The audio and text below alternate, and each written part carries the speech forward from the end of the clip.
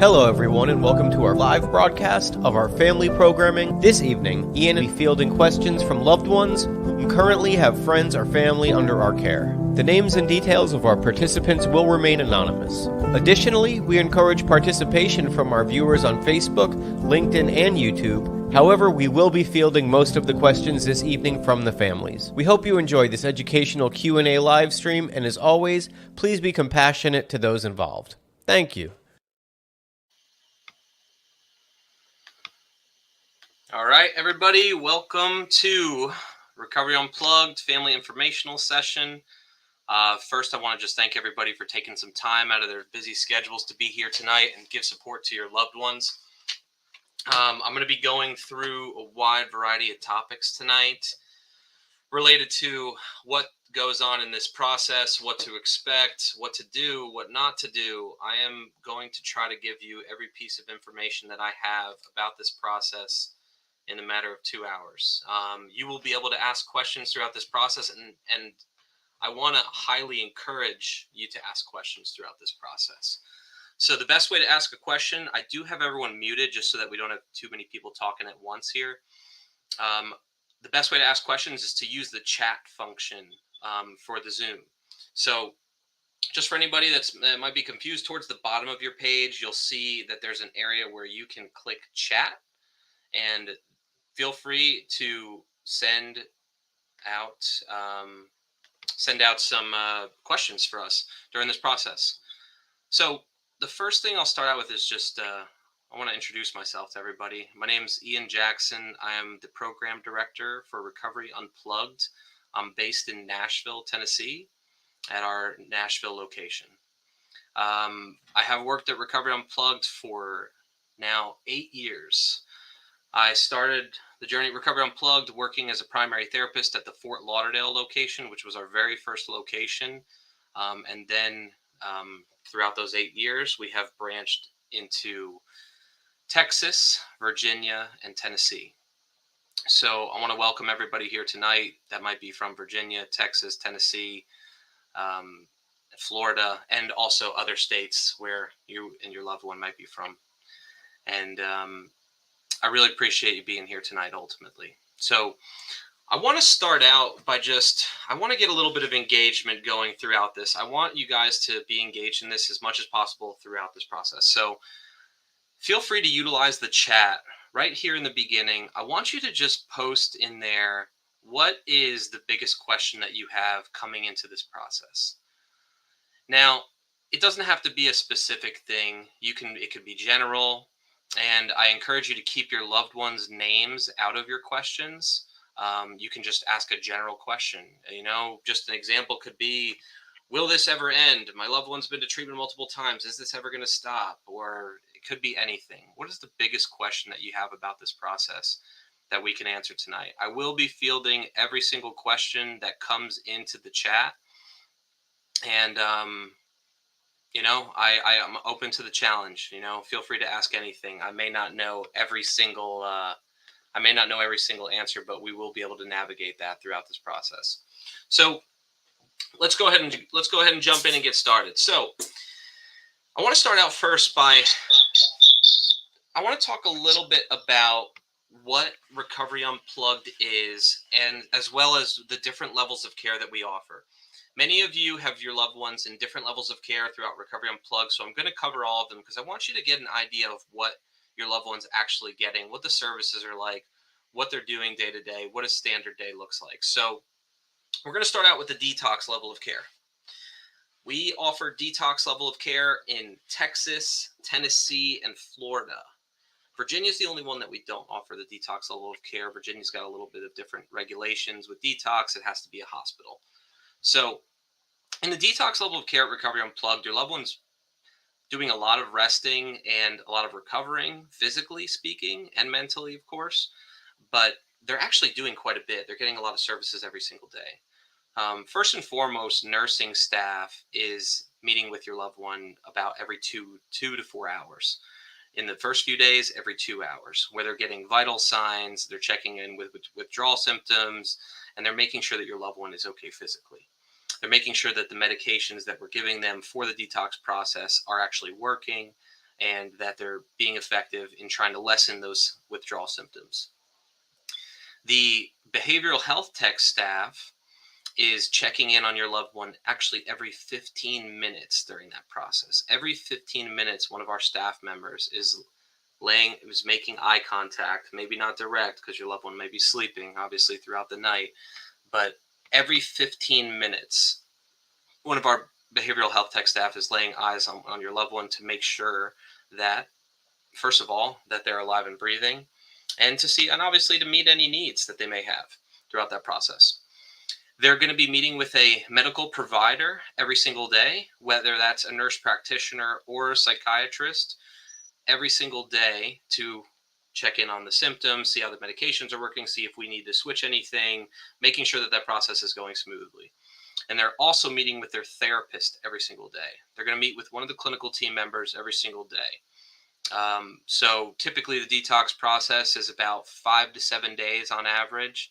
There's always going to be outliers that are shorter and longer in that process. Groups are also available to your loved one throughout the entire day from about 10 to 4 during the detox level of care. During that level of care, they're getting fed. We have chefs at the facilities that are making meals.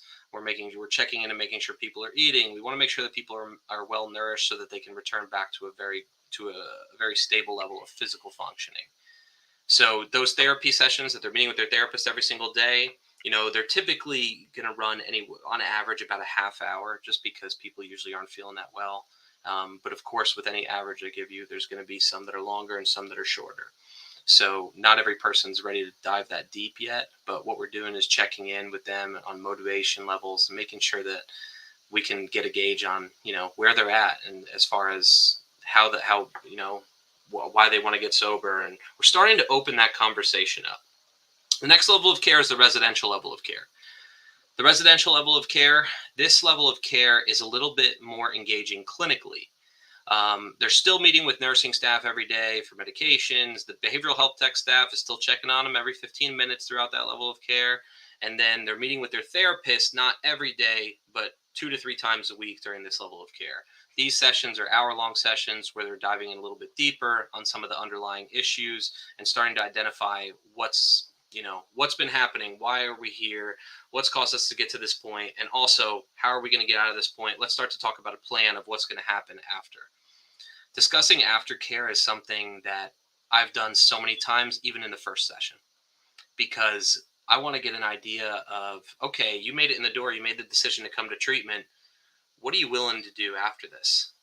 Are you expecting to go right back to the same environment that you came from? Or are you trying to do something new? Do you have to go back to the same environment? Do we have to talk about what changes we're going to make to make that environment a little different? The aftercare process happens throughout the entire experience, because aftercare is key to the success. Having people do well in treatment is I'm not going to say easy, because nothing's easy in this line of work, but it's a pretty smooth process because we have everything they need here. It's a very safe environment. It's a positive environment that's promoting recovery and sobriety, happiness, wellness. So I've talked to many family members in the beginning of treatment, and I've heard many family members say, yeah, they sound like they're doing really great right now. And, I'm feeling really good. And I'm not telling you to not feel good about that. And just remember that, this environment is, many of our clients call it the bubble. They're kind of in a bubble here, and it's, it's easy to do well, is what I've heard many people say. And so it's important to temper expectations. I'm not telling you to assume failure ever. I'm just saying it's important to temper expectations. When you start to talk to your loved one in this, it's important for you to also gauge where their motivation is, what they're talking about, how they sound. And it's always important to relay that back to the therapist if you ever see any red flags. So that's the residential level of care. They're going to be going to group sessions from basically 10 a.m. to 4 p.m. throughout that entire residential stay. The residential level of care is typically going to last about, it really just depends on, insurance plays a big role in that, and we don't necessarily decide that length of stay. It's typically what the insurance would authorize based on medical necessity. Obviously, there's some people that may come on scholarship or privately pay, where length of stay is typically predetermined. So length of stay typically in the residential level of care, insurance-wise, is 2 to 3 weeks. Some being less, some being more, of course. Insurance companies, sometimes are very stringent. Nothing against them, but they're doing their job. We're trying to do ours. Sometimes those things combat, and people don't get enough treatment that they really need. And it's upsetting sometimes when that happens. So the next level of care down from residential would be the PHP level of care. Partial Hospitalization Program is what that stands for. But PHP is probably the word that you're going to hear from your loved one and maybe the staff members. I always try to tell my staff members to say it out all the way, because I always try to say, don't assume that people know what that means. So the Partial Hospitalization Program level of care, this is where your loved one starts to get a little bit more freedom. They're going to group anywhere from 6 to 7 days a week. I say 6 to 7 because we offer PHP level of care 6 days a week in Florida and Texas, but the Virginia program is actually 7 days a week. So depending on where your loved one is, that'll vary a little bit. The 1 day off that they have, they're typically doing activities with the community. So when they're going to programming, what that looks like is they're going to programming from about 9 a.m. to about 3:30 p.m. with breaks, of course, and a lunch break. They're in group sessions and also individual sessions. At the PHP level of care, nursing staff is still available. They're not typically needing to meet with them every day. At this point, we're observing them taking their medications. They're not holding their medications on them. We still have them. We're observing them taking the medications. This level of care, they're going to have their cell phone, not during group hours, but outside of group hours, where you might start to get a little bit more phone calls, sometimes more phone calls than you would like to get.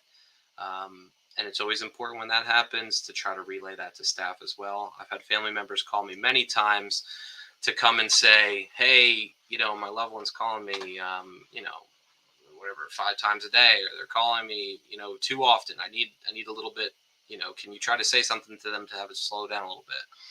So the group sessions in the PHP level of care are going to be a lot more geared towards recovery. They're going to be geared towards what life looks like outside of treatment. We're still going to be discussing the underlying issues. We're still going to be doing some education because some people come to treatment for their very first time and don't know the process. So we're always going to make sure that we have that educational piece involved in the programming, PHP. So that pretty much goes over the PHP level of care. The next level of care down would be Intensive Outpatient Program, otherwise known as IOP. This level of care is the lowest level of care that we offer. What that looks like is your loved one going to group for 3 hours per day, either 3 or 5 times per week. The 5 times per week is typically what someone would start out with in the very beginning, and then go down towards 3 days a week. Those group sessions are going to be very much so geared towards what life and recovery looks like. How do I live my life in sobriety? This level of care is one of the more risky levels of care, I would say, where we see relapses because people have full freedom. They have their money, they have their cars. Sometimes they're living their life. They're back at home because Recovery Unplugged, we not only offer in-person PHP services, but we also offer IOP. We also offer virtual IOP services at Recovery Unplugged. Some of you may have your loved one in the virtual IOP program. The virtual people are able to do from the comfort of their own home in the states of Florida, Virginia, Texas, and Tennessee. This level of care, like I said, 3 times a week, they're in group sessions. 1 time per week, they're meeting with their therapist. And this is going to be very process-based, where your loved one is really focusing on, how do I continue to stay sober? Therapist is going to be talking a lot about accountability in, are you going to meetings? Are you getting a sponsor? Are you doing the things that we talked about at the higher levels of care, now at the lower levels of care? So let me touch base real quick on the continuum of care in general. There's a reason why that there's higher levels of care and lower levels of care, and they go in order. It's set up that way because you heard it, the detox level of care were very intense. Daily meeting, daily with therapists and doctors. We're stepping down to residential. We're doing 2 to 3 times a week. We're going to groups. We're more engaged. We're not just going through withdrawal symptoms. We're starting to feel better physically. We step down to PHP. We get some freedoms back, and we're starting to talk more about what that recovery process is looking like. And then in IOP, intensive outpatient program, we're now practicing living a life in recovery and what that actually looks like. So as you see, the intensity decreases a bit as it goes down. Sometimes your loved one may not be able to do every single level of care that we offer due to many different things. I've heard over 12 years of working in this field. It could be, I need to get back for work. I need to get back for children. It could be finances. There could be many different things. So I want to just say this because I like to stay very open-minded with this process. If your loved one doesn't do every single level of care, it does not mean that they're going to fail. So I don't want you to start becoming scared because your loved one's not doing every level of care. Now, if your loved one does every level of care, does it increase their chances to stay sober in the long term? Yes. Longer stay in treatment, every research study would say that typically that's going to yield a better outcome and a more long-lasting outcome. But we know that, right? I mean, everything that you see online and everything that you've seen on TV has always said that, it takes, 90 days to make or break a habit, right? People typically say, because as you go through detox, residential, PHP, IOP, that's typically about a 3 to 4 month, potentially even 5-month process. And by that time, if your loved one's doing everything that's being suggested of them and they're following the recommendations, they're typically at a really good place at that point. And then aftercare is really, that's where we come into, okay, this is the big piece here.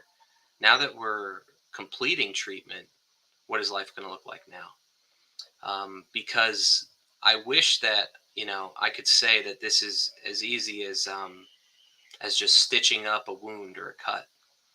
But it's very different. Just like if someone broke their leg, they go to the doctor and their leg is broken, of course, right? They might need surgery. And then afterwards, the doctor is going to recommend 3 to 6 months of physical therapy afterwards if you ever want to run full speed again. Yeah, you'll be able to walk if you do this, but if you don't do the physical therapy, you may not get back to full speed. That's where aftercare and these lower levels of care come into play. So, let's say your loved one's just doing detox or just doing detox in residential. It's like rupturing. I use this example because I did rupture my Achilles 2 years ago. And if you're in for a good laugh later, I'll tell you how I did it. I'll save that for later. And the doctor told me, they said, you don't have to get the surgery. You can actually just, it'll heal on its own in 6 weeks, but you'll never be able to be back at the right pace. You'll never be able to run full speed again. So, I elected for the surgery. I did the physical therapy for 6 months, and and I'm back. I feel normal, right? I feel exactly how I did before. This process is similar, but here's the thing, right?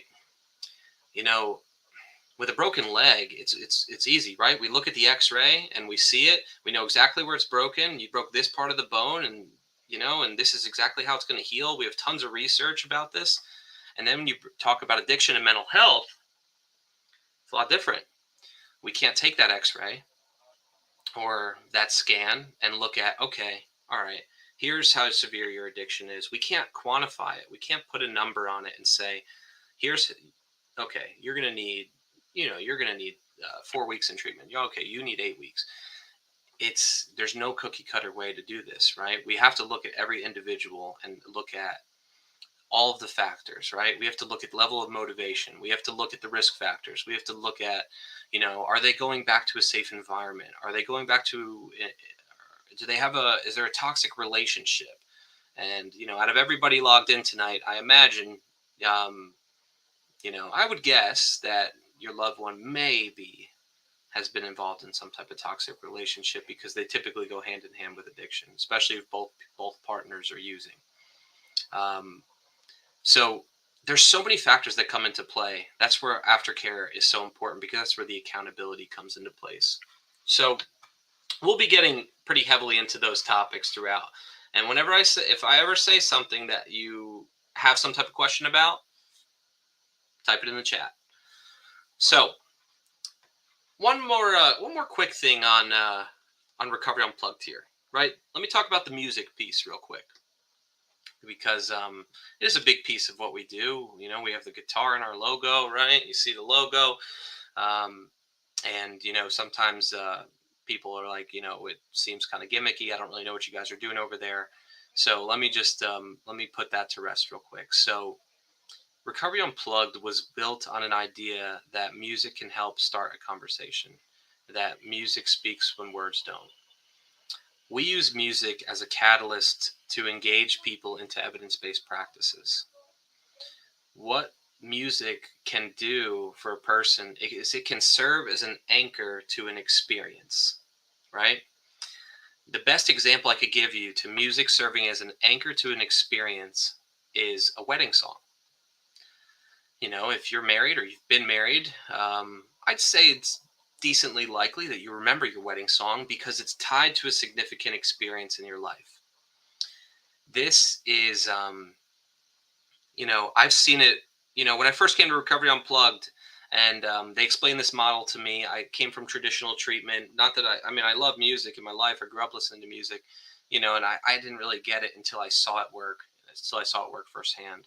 And so many of our clients, can actually express themselves better using music than they can just based on their own thoughts.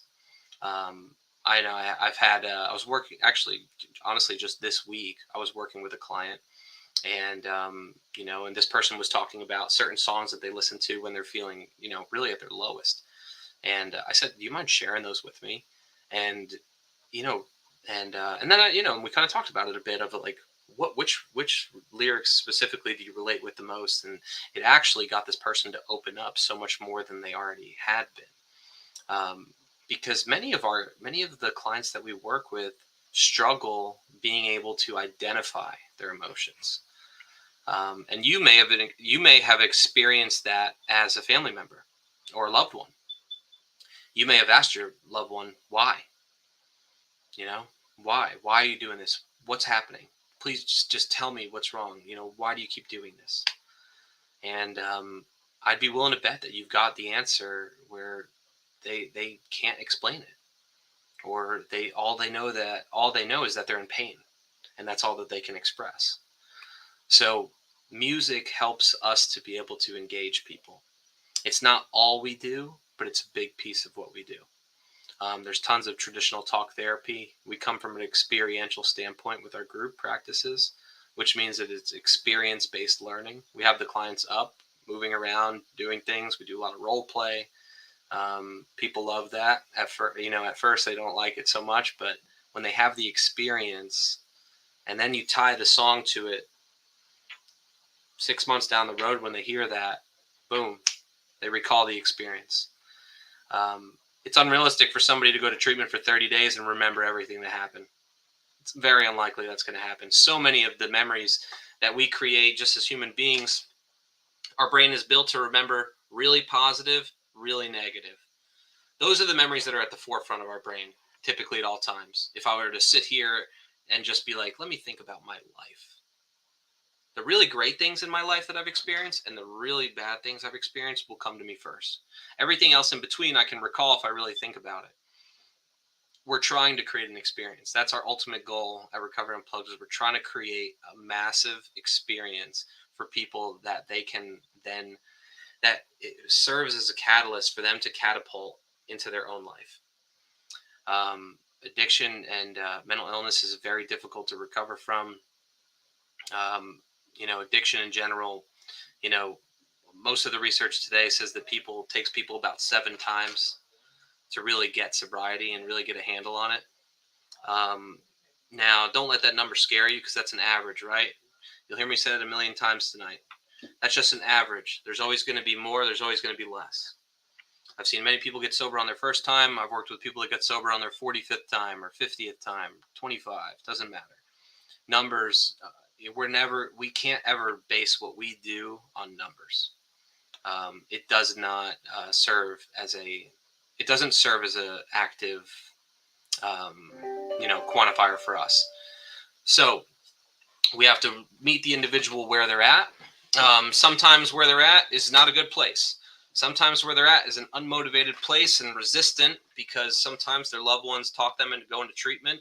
So if that's your situation, kudos to you for getting the job done. You didn't do anything wrong just because they didn't want to go. The rest is up to us. The rest is up to us to be able to show people that a life in recovery can be worth it. So let's go ahead. Let me just check the questions just for the heck of it here. Let's see what we got. Maybe I'll jump on a couple real quick as we get it going. What is the best way to support your loved one when you get out? Very broad, but I will say this. Follow the suggestions that are given to you, not only by me tonight, but by your loved one's therapist. If you go to outside support groups, have buffers when you are making your decisions. What I mean by that is you're so attached to your loved one's addiction or mental illness. You are so deeply involved and ingrained. You might be the parent, the spouse, the brother, the sister, the son, the daughter. You're so deeply ingrained that it's a very emotional decision-making process. And emotions create decisions sometimes, and sometimes they don't always create the best decisions because it's very difficult. Supporting your loved one when they get out, your main focus is having a plan. First and foremost, you need to have a plan.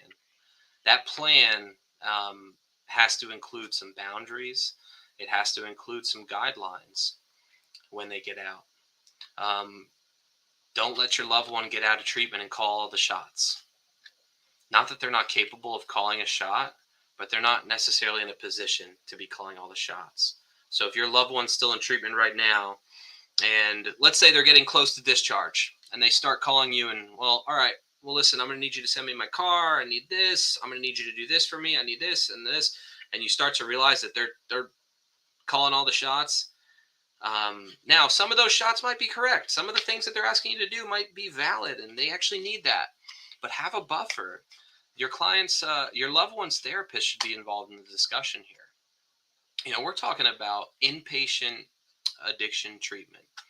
This is very serious. And this may not apply to everybody. And let me just give the disclaimer. Sometimes when I say something, it may not apply to everybody here, but I'm going to do my best to neutralize information where it can apply to everybody. But some of the drugs of choice that your loved ones are using are deadly. Sometimes some people in here may have witnessed their loved one overdose or come to the brink of death before. And you've had that experience, which is very traumatic. So what I say is that this has to be treated like life and death. So when you're making these decisions about aftercare and when they get out and supporting them when they get out, you got to look at it as if we don't make the right move here and go and make a calculated decision based on what's recommended to us and based on the information that necessarily the professionals are providing, then we may fail. And here's the other piece. I'll throw this out there. You may follow all the recommendations and everything is set up for success, and your loved one could go the other way. Circumstances don't always dictate a result, unfortunately. The brain is so deeply affected by addiction and drug and alcohol dependence, it changes the makeup. Most research would say that the brain fully recovers at about 1 to 2 years after. I say 1 to 2. Typically, most people, school of thought, say 1. Now, let me just say this again. Don't take these numbers and say, all right, well, my loved one's not going to get back to normal till 1 year. Some people come back and get to a really good place of stability in their brain chemistry, in a couple months, in a few months. But it's definitely not in 1 week. I'll tell you that. So if your loved one's calling you 1 week into treatment saying, I'm good, I don't think I'm going to really need this. Here's one that I hear very commonly. I'll just give you an example. Dad, I'm just really not like these other people here. They're a lot worse than me. And I don't really think I need to be here. I mean, they're talking about all these other, they're giving me these suggestions and stuff. And like, I could, I could tell, I could say that the other people here probably need that, but I don't think I do. That's the most common one I hear. Now, it's not like I look at that person like, oh my gosh, you're lying or you're in denial. I don't approach it that way. We're going to talk about it. I'd say when you start to hear things like that, it's a red flag. People don't typically end up in a environment like this by mistake. It's very rare. In 12 years, I could, maybe one situation that I was like, okay, like this person may not need this high of a level of care. This might be a little too intense for the severity of what they're going through. But most people don't end up here by mistake. So making those decisions, supporting your loved one when they get out, support, have a buffer, have a, what I call it is a board of directors. The board of directors is like, the most trusted people in your family unit, and run the decision by everybody. Have a majority rules. People will always disagree. Some people are going to think they know what's best for your loved one. That might be you. You may think that you know exactly what's best, and you might be wrong sometimes. I'm not saying you are, right? Don't take anything I say as a personal attack towards how you treat your loved one, how you're loving them. Because here's the thing. If love cured addiction, none of us would be here right now. And I'm not saying that you're doing the wrong thing by loving them, right? I want you to love them. I want you to love them as much as possible. But sometimes when we're going through this process, we need to alter the way that we show that love. We need to alter the way that we express that love sometimes. The love doesn't change. If anything, the love intensifies as you see your loved one decline. And as you see them get better, the excitement starts to rise, right? So I know that was a pretty long-winded answer there, but you're going to get a lot of that tonight.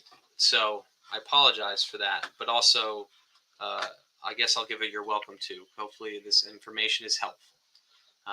We typically get pretty good feedback about it. So I'm looking at my notes over here to the side, so forgive me for that because I want to make sure that I talk about everything here.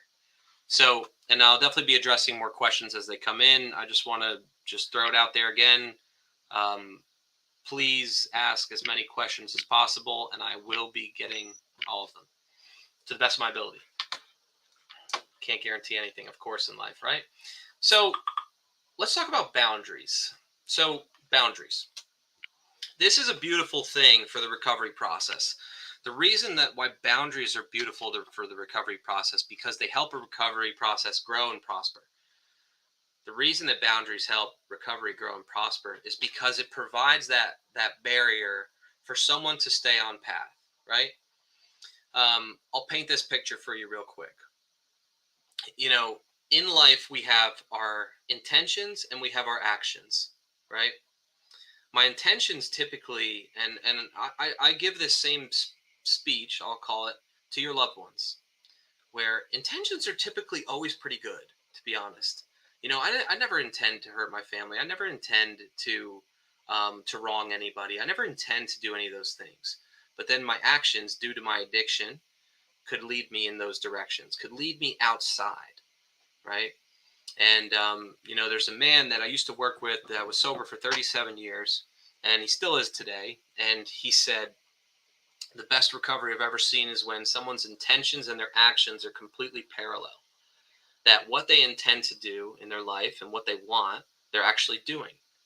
And what lives inside that place of intentions and actions is fulfillment. It's this different level. It's this stronger level of long-lasting happiness. Happiness is short-lived. It's a short-lived emotion, right? I could go out and win the, and listen, I mean, the Jets could win the Super Bowl this year, and I'd be elated, right? I'm from New Jersey originally, and, going through years and years of losses. But it would go away after a week or two, and maybe even by the next day, and it'd be gone. But then let's say I'm experiencing fulfillment. Fulfillment is more of a fulfillment's more of a state of mind. Fulfillment is when Here's what I intend to do with my life. Here's my goals, my dreams, my aspirations. I'm moving directly towards them. Fulfillment's a state of mind where I am certain that I'm doing what I'm supposed to be doing. It's an amazing place to live and be. Some of you may be living in that place now today, and it's an amazing place to be. You're sure that what you're doing is benefiting your life. When my actions are outside of my intentions, obviously I open the door for consequences, shame, guilt, all of these other negative things. So going back to boundaries being the barrier, boundaries for someone in early recovery can help them stay there, can help them live in between that place. Will it guarantee them living in between that place? No. There's very few things that we can guarantee in this process. But can it help them live inside their actions and live right there in between actions and intentions? It could definitely help. So, I mean, we have healthy and we have unhealthy boundaries, right? And when you're in the process of establishing them and starting to implement them, and the reason I say starting, right, because I'm going to say there's some people in this meeting tonight that you already are implementing very healthy boundaries. Kudos to you. I imagine that either you have some experience with this or you've been burned in the past and you're not going to let that happen again. So you've drawn some pretty solid lines. There might be some people here that have not had boundaries in the relationship with their loved one at all. And you've been getting bulldozed, for lack of better words. No offense, right? Don't take any offense to anything I say. Bulldoze may not have been the best word, but that's the word we're going to go with right now. In that process, now you're in this meeting and now you're hearing this and you're like, okay, I got to make a change. How do I do it? Okay. If I'm going from a place of having no boundaries at all to now I want to implement some, it's going to be a process. It's going to take time and I got to do it slowly, right? Sometimes you're going to be in a situation where you have to take drastic measures and you have to make a really, really firm boundary right there on the spot. No, right? No is a full sentence, believe it or not. Sometimes, we feel the need to explain it.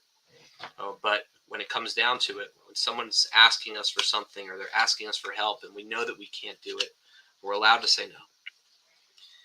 Making those boundaries too quickly, if it's not necessary, can actually cause it's gonna make some waves. Fact of the matter is it's gonna cause some waves, and that's okay. Waves will be made. I promise you that. But just remember how many waves have already been made by your loved one. Not that your loved one's a bad person, but with addiction and alcoholism, it does cause them to break people's boundaries, to take advantage of people, to manipulate.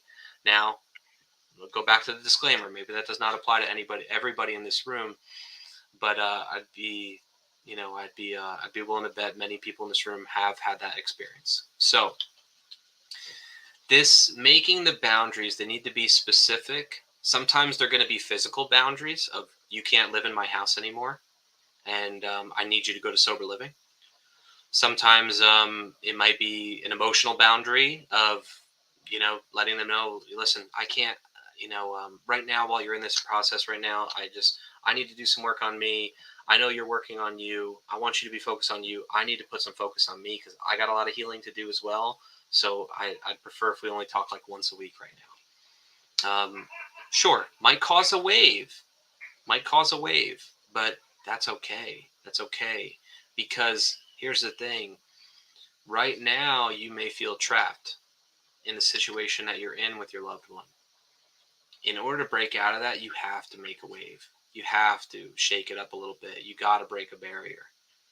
Because when, essentially with that feeling of being trapped, due to your loved one's addiction or alcoholism, it's boxed you in. So you're going to have to break out pretty heavy sometimes. So those waves will come in the beginning, but then it'll smoothen out.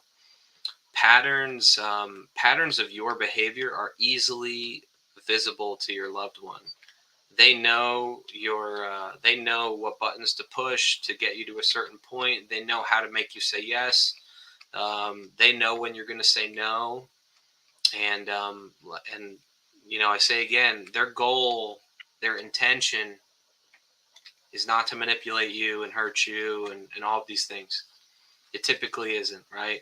That's typically not their intention. But that's the action. With addiction and alcoholism, my intentions are misaligned. They're distorted. Because if I'm physically dependent on drugs or alcohol, my main intention is to satisfy that. That's my main intention, is to satisfy that. And then, yes, I want to be a member of my family and everything too. But my satisfying my addiction or alcoholism is this way. My family and all these other things is they don't align. They don't align. So that's why the actions don't ever, display their true intention in active addiction or alcoholism. And in sobriety, sometimes you'll notice the same thing. Just because a person gets sober doesn't mean they immediately start doing the right thing, unfortunately, because there's a lot of negative patterns and behaviors that have been built over years that, for some people years, for some people decades, for some people weeks or months. Everyone's different.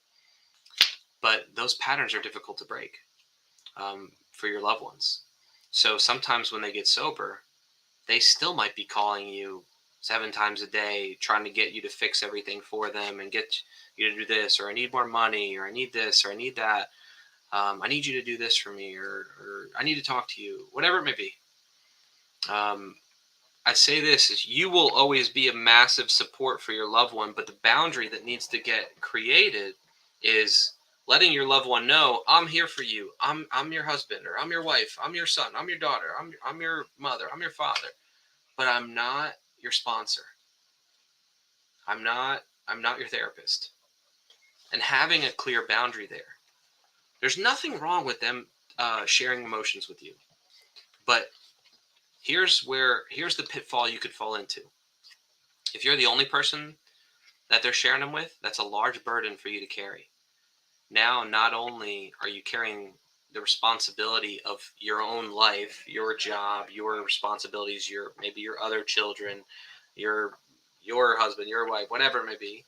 Not only are you carrying those, now you're carrying all of the burden of your loved one's emotions, who's in early recovery in a very vulnerable place, and now you're responsible for that. And so it's extremely heavy burden to carry. Typically, I'm just going to give you an average, right?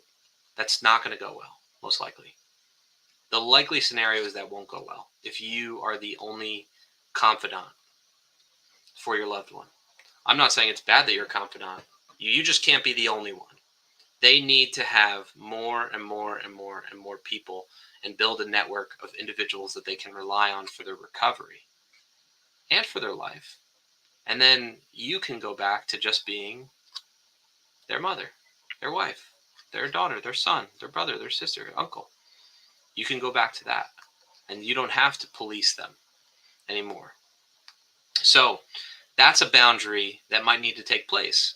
So if that's the situation for you, and maybe you're in this enmeshed situation where you're kind of in so deep that you're involved in like everything, and maybe almost even, and you realize that you might be overly involved, talk to your loved one's therapist about it. Or maybe you need to talk to your own therapist about it.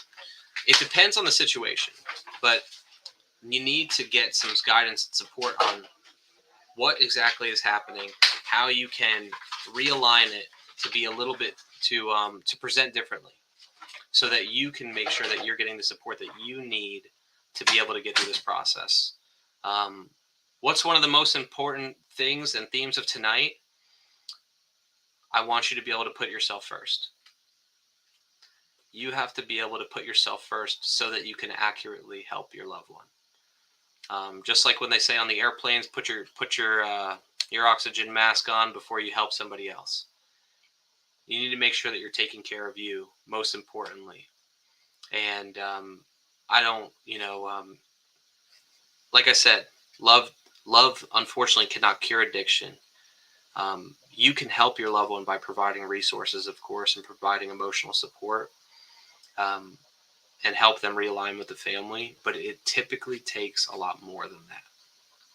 So with boundaries, obviously the topic of enabling is going to come into play, right? It's a word that gets thrown around, and no one ever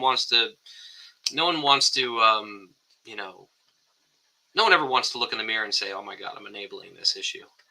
And I'm not accusing you of enabling either. Anyone that's on this call or anybody that's listening, I'm not accusing you of any type of enabling. I'm just saying, I'm just going to give you this information anyway. And if it applies to you, then it's going to allow you to do something about it. Enabling is going to come out in many different avenues. When your loved one's in active addiction, sometimes they can be somewhat of an emotional terrorist. No offense using that word, of course, right? And what I mean by that is that they can play on your emotions. They can manipulate your emotions. I said that earlier. Now,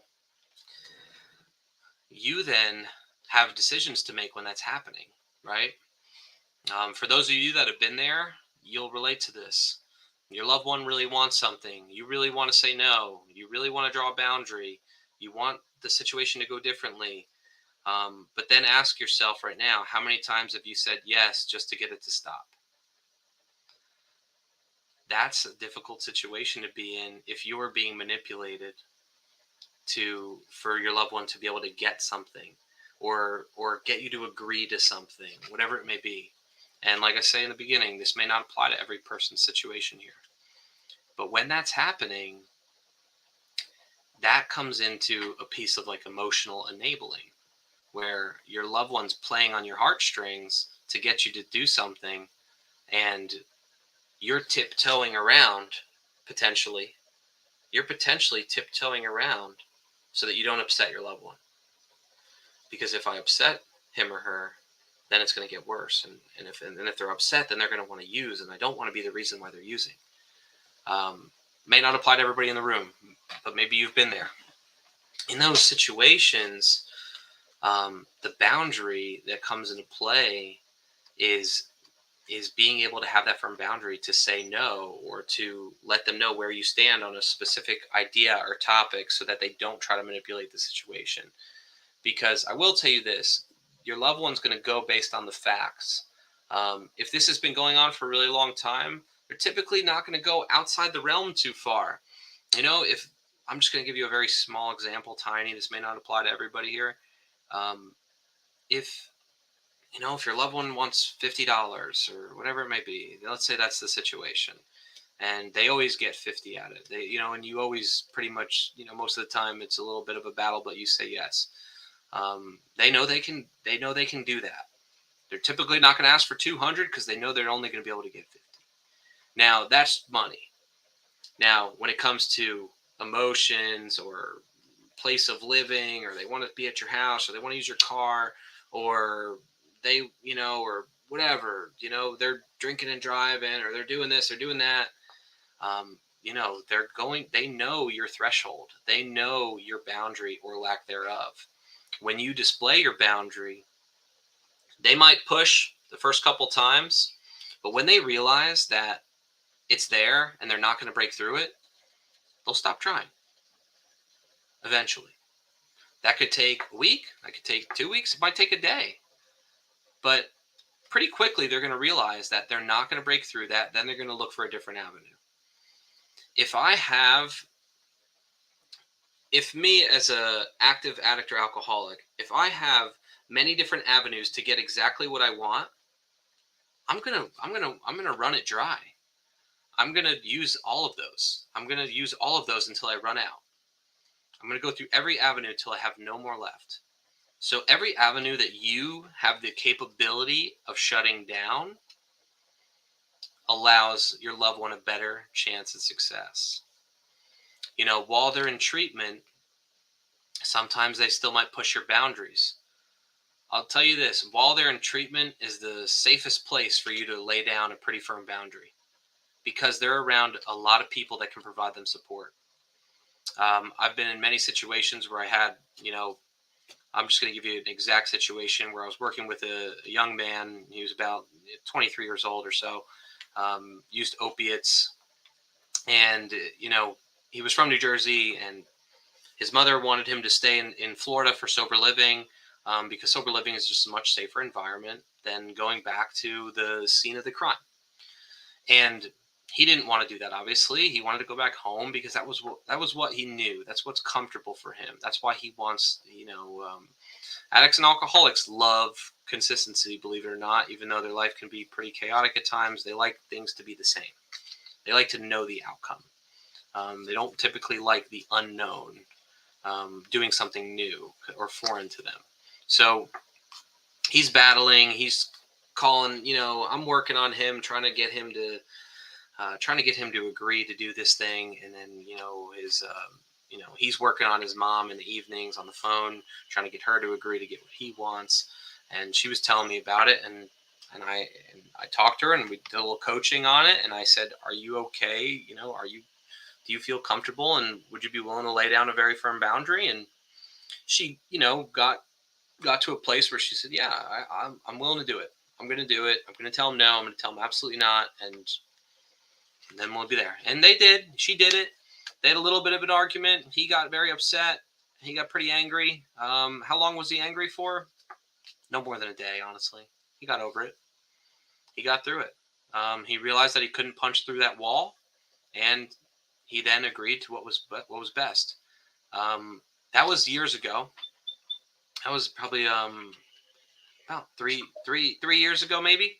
And really cool thing. And the reason I tell that story is because 2 days ago I was scrolling through Facebook on our alumni page, and they posted this guy's picture with 3 years sober, and it was a really cool thing to see. And I'm not saying it's that one thing that made him stay sober. That was just one of the things that helped him to stay sober. One more piece on enabling real quick here is, how do I know when I'm doing too much? Is a good question to ask yourself. How much help is enough help? How much help is too much help? Look at it this way. Typically in active addiction and alcoholism, your loved one, what's likely, maybe not in every situation, typically lets go of some of their responsibilities, where they start to decrease their participation in their own responsibilities, they start to drop the ball a little bit, or they drop the ball completely and let everything kind of go completely sideways. Now when they're getting sober, and you ask yourself this question, how much help should I give them? This kind of relates back to that first question a bit here. And I know, and I imagine it's a question that many people have here now, is how much do I do? How much is too much? So while they're in early recovery, we're trying to work with them to take back their life, take back their responsibilities. Why? So they can be proud of themselves for it, so that they can align their actions with their intentions again, right?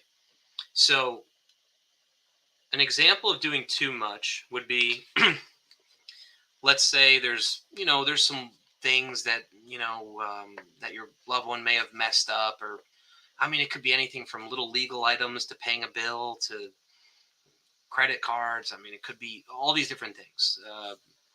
And then you tell yourself, you're like, you know what, I'll just take care of this for him, or her. I'll just, let me take care of this so that they don't have to worry about it. And then, I want them to just focus on their recovery. I'll take care of this. They can focus on their recovery. In theory, sounds great when you're doing it, but let me give you the adverse effect. By you doing that, you're almost removing your loved one's ability to go and do it themselves and feel proud of themselves that they picked up that ball that they dropped. Because they know how many balls they dropped. I promise you that. Because I've talked with the people in the last 12 years. They know how many balls they dropped. They know exactly where the balls are. And when they have the ability to go and pick it up and take care of that thing, it makes them proud. They feel good about it. It's just like going to the grocery store with a full shopping list, this big thing, and you cross everything off, and you got everything you wanted, and you feel good. You feel satisfied, right? We want our clients to feel satisfied with their progress, with their life.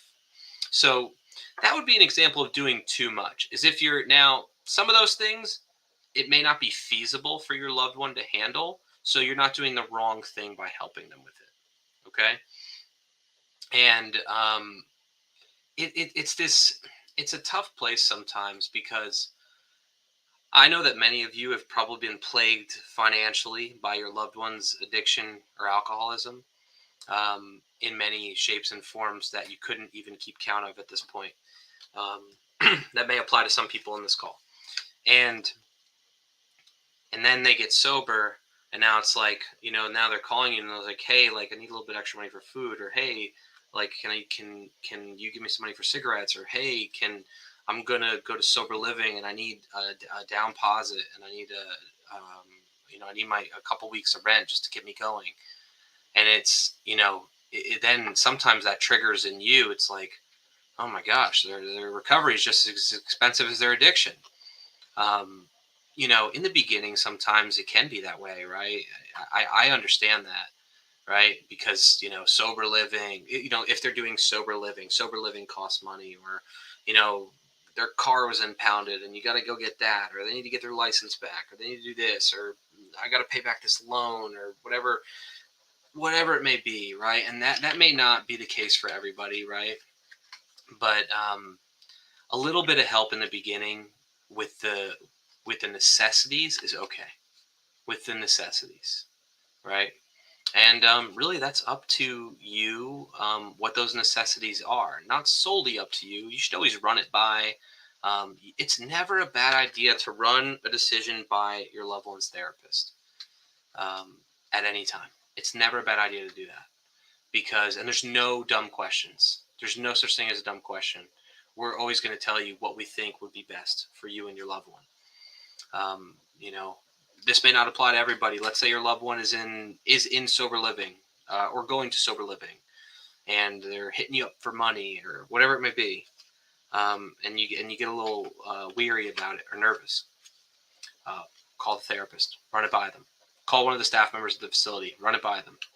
Just double check everything's valid. Double check everything's legitimate. Doesn't hurt to do that at all. Because here's the thing. Your trust probably wasn't broken over a 1 month period. It was probably years or several months.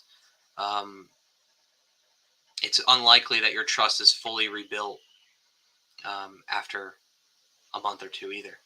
So it's okay to run some things by other people, and it's okay to tell your loved one that on the front end. Say, hey, listen, I just want us all to be on the same page. I want your therapist involved. And I want your therapist to know how much I'm helping you financially, and I want there to just be. I want everybody to be on the same page. I want them to know what's going on. And there's nothing wrong with that. There's nothing wrong with that. If your loved one is very adverse to that, or refuses to do that, I understand privacy and I understand family matters, but I'd like to say that with how intimate, with the intimate work that we're doing with your loved one, I'd love to say that we're temporarily a part of your family. And, we're not trying to control your money. We're not going to control how you spend your money, but we have experience in dealing with addiction and alcoholism. And, we have experience with family members making difficult decisions over in the period of early recovery. If your loved one is anywhere in their first year of recovery, essentially, they're in early recovery. There's not necessarily a sweet spot where it's like, okay, they've got 9 months sober, they're good, nothing's bad's going to happen. I've seen people relapse.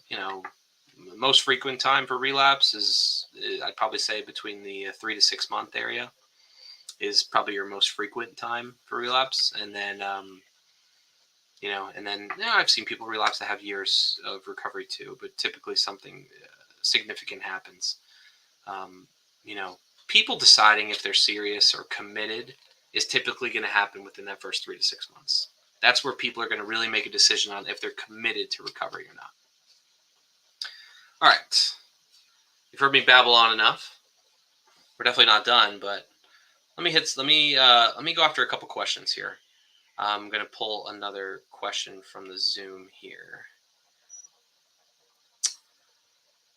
How to help your loved one during recovery, right things and wrong things to do or say. I want to say I covered a lot of that with what I've been saying. Just to give you a small blurb on that, right and wrong things to do or say. I think I talked a lot about the doing. I'm going to talk a little bit about the saying here. Right things to say, wrong things to say. Wrong things to say, I'm not going to use the term wrong. I'm just going to use the term you can create risk by going into the past constantly and holding it over their head. Remember what you did. I can't believe you did that to me, and you still haven't apologized, and this, and that's typically not going to be too beneficial for the process. There's a right way to say those things. Now, when I say there's a right way to say it, you're probably still going to say exactly those words, but maybe the setting's wrong. Maybe just, him or her calling you, and then you start to bring those things up out of the blue is not the right setting. Maybe a better setting would be like a family session or like a conference call with the therapist, or you letting the therapist know those things first, and then the therapist kind of coaching you on how to have that conversation. Or maybe that's something that the therapist would like to do and have that conversation for you to be able, because sometimes the information when it comes from a third party is just better received. And I know many people here would agree with that. So, but on a larger scale, use your buffers. Use your buffers. Have other people that you can run these things by. That's when you know if you're doing the right or wrong thing. When you're running it by other people. Like, hey, they called me the other day and we had this conversation. I said this. What do you think about that? Or, hey, like I went ahead and covered this for them, or I did this, or I set this up for them. Like, you think I'm doing too much? That's how you gauge it. That's how you gauge it. There's no book. There's no book that says, here it is. Take these steps. You're fine.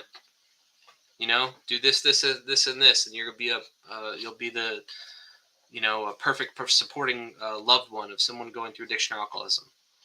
Now, there's tons of books on this stuff, but there's no cookie cutter answer, unfortunately. That's why I highly encourage to have that buffer. Okay. What is the best way for parents or loved ones to offer support once discharged? I'm not skipping, but I'm gonna say that I've answered a lot of that, and there's a couple more things that we're gonna be talking about in here that are gonna cover that as well. Good examples of boundaries to set when they get out. I'd say, as far as like specific examples of boundaries to set when they get out, the most frequent ones that I see are typically like physical and financial boundaries. Those are just the most frequent ones that I see. So, example of a financial boundary would be having some type of budget on, like, this is how much I'm going to help you financially, and at this point have a frequency and duration, right? Here's how often I'm going to help, and here's how long I'm going to help for. How often and how long. Have an end date and stick to that date. Don't identify a date that you're not willing to stick to. With boundaries, don't say something that you can't back up, because if they catch you in this lie, or they catch you going back on your own boundary, then they won't respect the boundary either. If you don't respect the boundary, neither will they. So don't say something, don't say, well, you can't live here if you relapse. And then they relapse, and, next thing you know, it's 3 months later. Only draw boundaries that you're willing to hold and you're willing to keep. And I know that's difficult. I know that'll be difficult. Just like the rates of addiction and relapse are incredibly high, same thing goes to everybody here on this call that's trying to help your loved one. There may be bad tendencies that you've taken part in.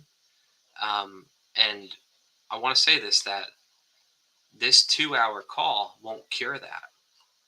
This is just, I'm helping you go in the right direction. I want to be a catalyst for your change. right? How committed you are to making your changes. And let me preface again, not everybody here has to make a massive change or even any changes. Maybe you're doing this right already. Maybe everything I'm saying, you're just getting this massive level of validation, like, yes, we're doing it. But you might fail. And that's okay. That's okay, right? Many people say relapse is part of the process. I just like to word it a tiny bit differently. Relapse can be part of the process. And it's true. Relapse can be part of this process because these are extremely, extremely, extremely difficult and intense habits to break. Very, very, very, very intense. When we're talking about physical dependence, it changes the way a person's brain functions significantly. It changes the way they experience happiness. It changes their outlook on life, their perspective. So it does take a significant amount of time, and sometimes people go back. Sometimes people go back to using. Now, I just want to help you realize all the warning signs so that you'll be able to protect yourself and help your loved one in a positive way. If you see a relapse coming, if you're starting to see all the signs, sometimes, I mean, very rarely you're able to stop it completely, to be honest, because, it kind of goes to the 3 C's that are discussed among Al-Anon, which I'll get into a little bit of what Al-Anon is you didn't cause it, you can't control it, and the 3rd C is leaving my brain right now heavily, but it's going to come back. Cause it, control it, and the other ones, somebody will probably end up writing it in the chat. So we'll come back to that. But you can't control what's happening. You can influence. You can absolutely influence behavior, and you can influence change, but you cannot control it. And this is a very difficult thing for your loved ones to go through. So one of the best quotes, I've ever heard when it comes to changing behavior and thoughts is, if you can't think your way into better behavior, you need to behave your way into better thinking. So sometimes, I say that to many of the clients I've worked with over the years, is sometimes you just need to do it first and feel it later. Sometimes you need to try recovery and give it an honest shot. Really, really just go after trying to do it differently. Then tell me how it feels. Tell me what you think about it afterwards. So, I know there's a very long way of answering that question, but all right, next one is, would you consider a toxic relationship as an addiction? We're going to go with a hard yes there. A very hard yes. A toxic relationship that, most likely toxic relationships in this field, when we're talking about it, kind of brings us a little bit into our next topic. So I'll blend the next topic with the answer to this of codependency. Codependency is typically one of the number one qualifiers for a toxic relationship.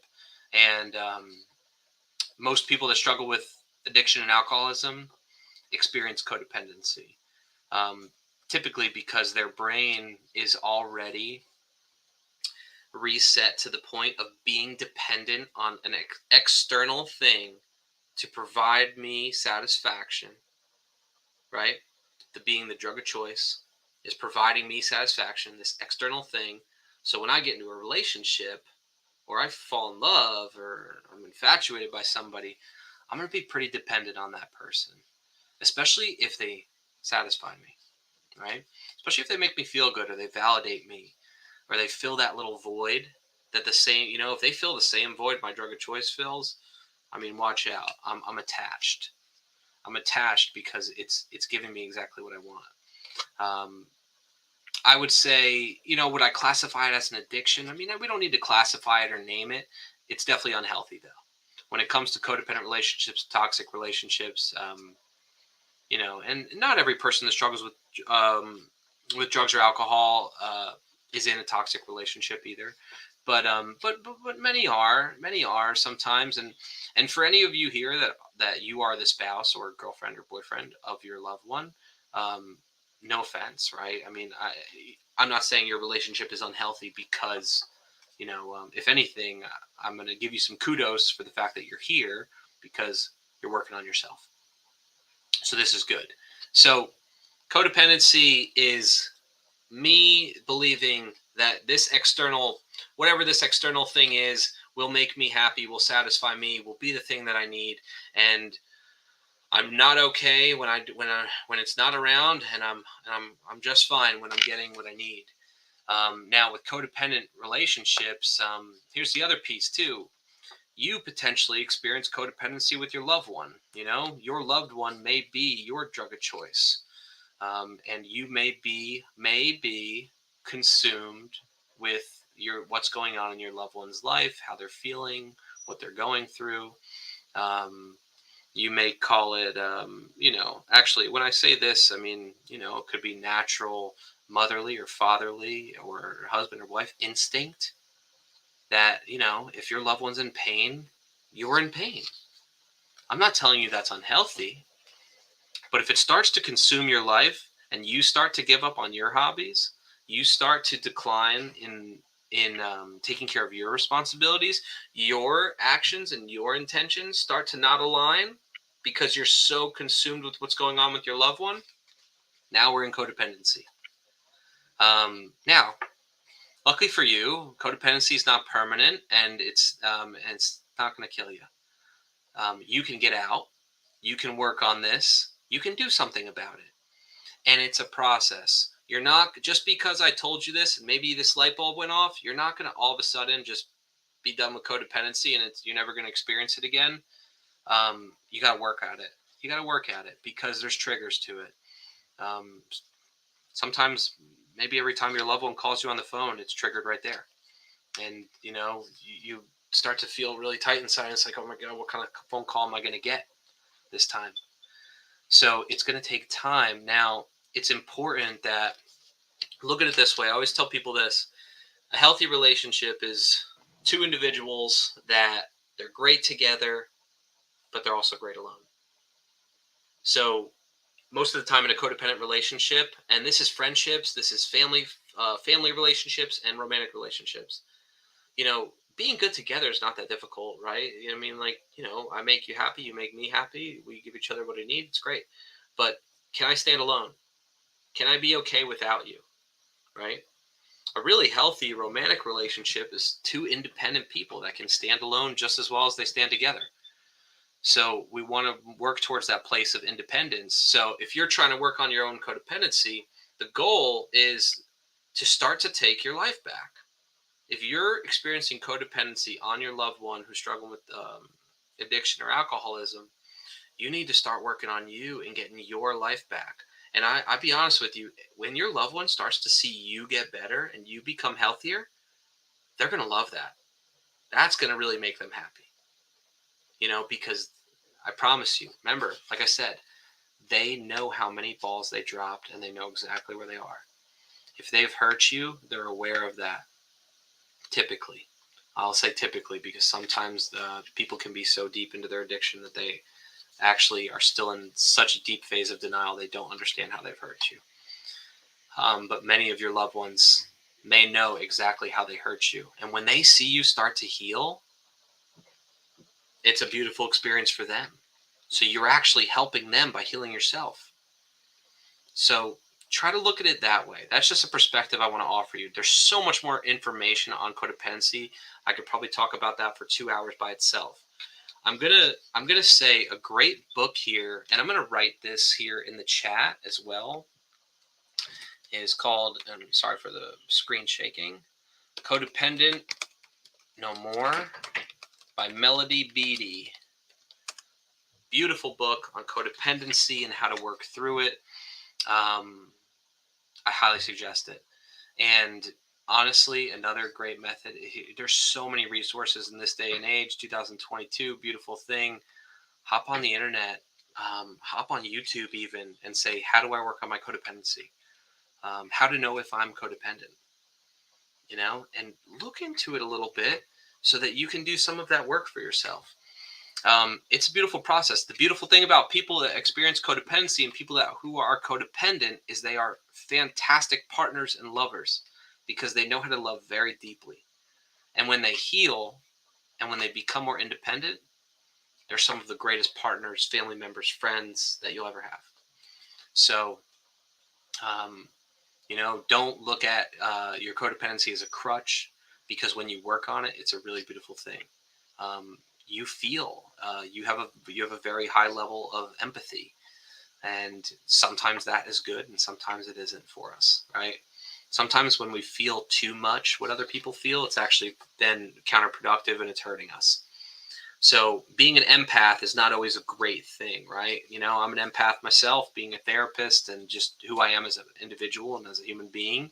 And it's done me great. It's done me great wonders in certain situations, and it's done terrible for me in others. So it's a great ability to have, but we want to make sure that we're working on ourselves. Okay, so codependency with boundaries. We're still moving here. I want to talk real quick on Al-Anon and Nar-Anon. There's even other avenues too. Al-Anon is an avenue of the 12-step program for family members and loved ones of people who experience addiction or alcoholism. If you've been or you're already going, kudos to you. That's great. If you're not going, I'm not saying that you're doing anything wrong, but it's a resource that can be available to you in this process. This is a meeting setting of individuals who have loved ones experiencing addiction or alcoholism. Some people that you would meet in an Al-Anon meeting, some of them, their loved one is in recovery and in long-term recovery, but they still go. For some people, their loved one unfortunately has passed away. For some people, their loved one is still in active addiction. So there's going to be a wide variety of people there. And just like with our clientele, where we have many of our clients that go to a 12-step meeting sometimes, and they say, I don't know about those people in there. I'm not really sure about that. It's not really for me. We're kind of going back to that other red flag I told you about. I'm not really as bad as these other people. Quick disclaimer on that. I promise you, your loved one can find somebody worse than them in treatment. Always. You can always find somebody worse. Guaranteed. So, when they say that, I'm not saying that they're lying, right? That person might honestly be a little worse than them, but that's okay. I mean, but here's the thing. Susie Q in the corner might be looking at your loved one and be like, I'm not as bad as him. So many people do that. It's just like it's an excuse building tactic to potentially manipulate you into saying, like, come on, I don't really need to be here. I'm not as bad as these other people. So that's that could definitely happen. So, but same thing could happen to you when you walk into an Al-Anon or Nar-Anon meeting. You might walk in and people might say some things that you don't like. You might explain your situation and what you're doing, and somebody might come up to you and be like, hey, you got to stop doing that. Hey, you need to do this, and this. They might be really stern with you. They might not be as neutral and nice as me, right? I like to say I'm nice, but we'll see. They may not be that way. They might come at you pretty heavy. And I don't want that to scare you, because not everybody's going to treat you that way. But that might happen. And you might walk out and you might call me and be like, that's not for me. I'm not like those other parents. I'm not like those other people. So the same thing might happen to you. Here's the thing. Shop around. Try a few different ones. After you listen, I'm open to the idea that it's not for you, of course, right? But try a few meetings before making that decision. The beautiful thing that COVID did for us is, first of all, we used to do our family programs in person, where we'd bring you guys to the facility, do these really cool things. Be a lot more uncomfortable for you because we make you do some group stuff too. And, but it allows the age of technology and Zoom. There are tons of Al-Anon and Nar-Anon meetings available online. That you could just log in on Zoom. So if you're a little nervous about putting yourself in that setting, try one on Zoom. Try one on Zoom rather than going in person if you're a little uncomfortable. And you could always, you could just turn your camera off if you're uncomfortable and just listen. Give it a shot and try it out. If you want to get a little bit more information on it, the age of technology, I encourage you to just throw it in Google or YouTube, watch a couple of videos, check it out a little bit, And, I'm not telling you have to do this. I'm just saying this is a resource that could be very beneficial. So if you decide that for yourself, give it a shot. Give it a shot. As far as the 12-step program in general, the 12-step program is about fellowship and connection of people struggling with addiction and alcoholism. We're trying, we're not a 12-step program. We're a clinical program. We're a clinical treatment program. 12-step is most frequently talked about because it's the most accessible out of all of the recovery programs. And when I say accessible, they just have more meetings. They have more accessibility than all the other ones. There's other recovery programs out there, like Refuge Recovery, that's more spiritually based. There's Dharma Recovery that comes from Buddhism. There is Celebrate Recovery, which is a Christian approach, faith-based recovery option. Smart Recovery, which is related to cognitive behavioral therapy for my logical thinkers. So there's many different options out there. And ultimately, what you notice about all of these is it's groups of people with similar ideals and goals and issues getting together and holding each other accountable and supporting one another in the recovery process. And that's what it takes. It takes a village. People who are connected to something larger than themselves have a better chance staying sober. Fact of the matter. Always. In my opinion, at least. In my opinion. When they're connected to something bigger than them, it's going to give them more accountability, more structure. It gives them things to look forward to. So if they're connected to a recovery program that they go to on every Tuesday night, they're typically, if they miss it, they're going to be getting phone calls from 3-4 people. Hey, where are you at? Where are you at? Why aren't you here? But if they're not connected to anything recovery related at all, I'm not saying they're going to fail. I'm just saying they're at a higher risk for relapse than the person who is connected. And I feel like that's very fair to say. If a person is not connected to any recovery related activities whatsoever, I'm just saying they're at a higher risk. Now, are there other positive activities out there that aren't recovery related? Yes, there are. So just for anybody that might be thinking that, or I want to acknowledge that too. Maybe they're part of this big yoga group or this dance studio, or they have a group of people they go to the gym with every day, or they have these things, right? So there's plenty of things that they can do, but look at all those examples I just gave too. It's a group, it's somebody, it's people, it's connection. Addiction and alcoholism is so isolating for individuals that it makes them be alone, right? So when they start to be connected to other individuals and people in a group, they start to feel purpose in that. When I'm on a team, I feel like I have a role on that team. I have a responsibility. I have purpose. People often lose their purpose and their role and their identity through active addiction. All right, let's go back into a couple questions here. We got quite a few. I want to say we're doing okay on time. We're definitely not doing great, but we're doing okay. I'll say that. All right. Okay, we did those. Toxic relationship. How do you set a boundary with their loved one if they choose to go back to their toxic relationship? I'll say this quickly on that. If you set a boundary and they choose to go against it, whatever parameter you set, hold it. If this relationship is so toxic that you don't want this other person in your house, you could say that. You could say, listen, if you go back to him, you can't bring him into my house. I'm sorry. I'm not willing to do that. If that's, I'm shooting from the hip here, right? I don't know all the information and all the details of that situation. You have my email and my phone number from the original invite that you got. Feel free to reach out if you want to talk specifics on anything, and that's open to anybody here.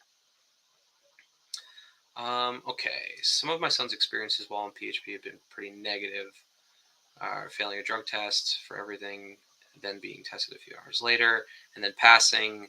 Okay, gotcha. I fear those experiences may make him resistant to continue with the program or ever return to rehab if he relapses.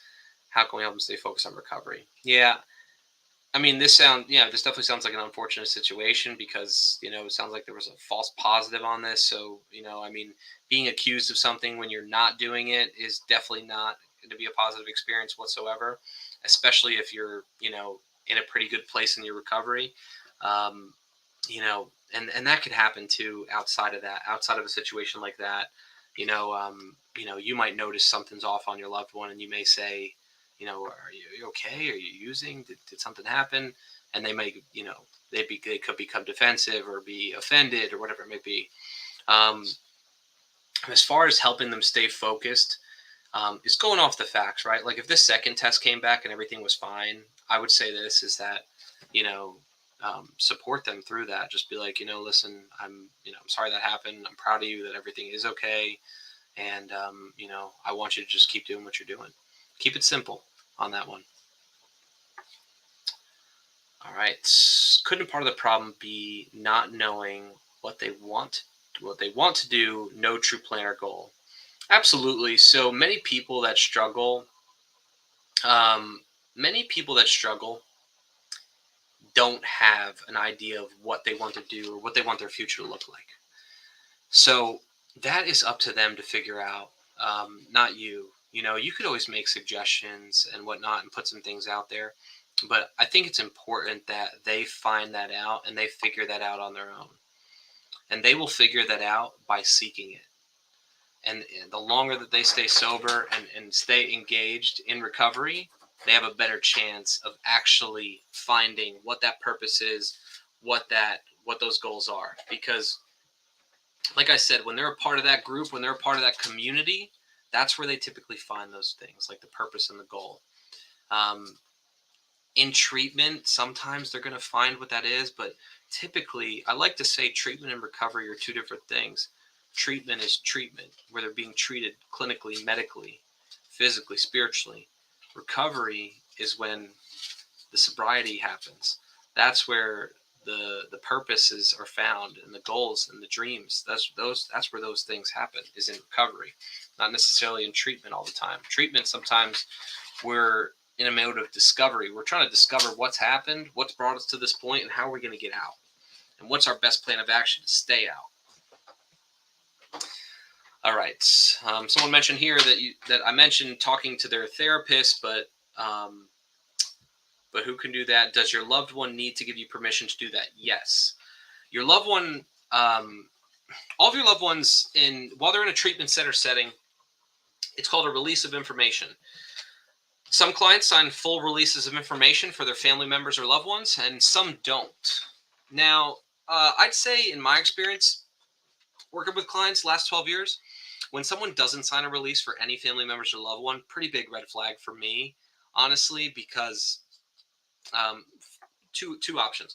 One, they don't have anybody that's a support in their life, and that's okay. I don't want them to sign a release for a stranger or somebody that they don't know that well. But when they do have supports in their life, active supports in their life, I'd say it's a red flag, honestly, if they don't allow you to speak with their therapist. Their therapist isn't going to tell you every little detail that's going on. Not that we're hiding anything either, but there's a lot of things you don't necessarily need to know. We're going to let you know how engaged they are, what's going on in the process. Sometimes you may have questions like, it honestly never hurts to ask the question. Let's say your loved one went to detox. We drug test everybody right upon admission. It doesn't hurt to ask the question of what did they test positive for, so that you have an accurate understanding of what's really going on. Because I have seen that. I have seen that situation quite a few times where I've seen clients not be honest with their family about what they're actually using.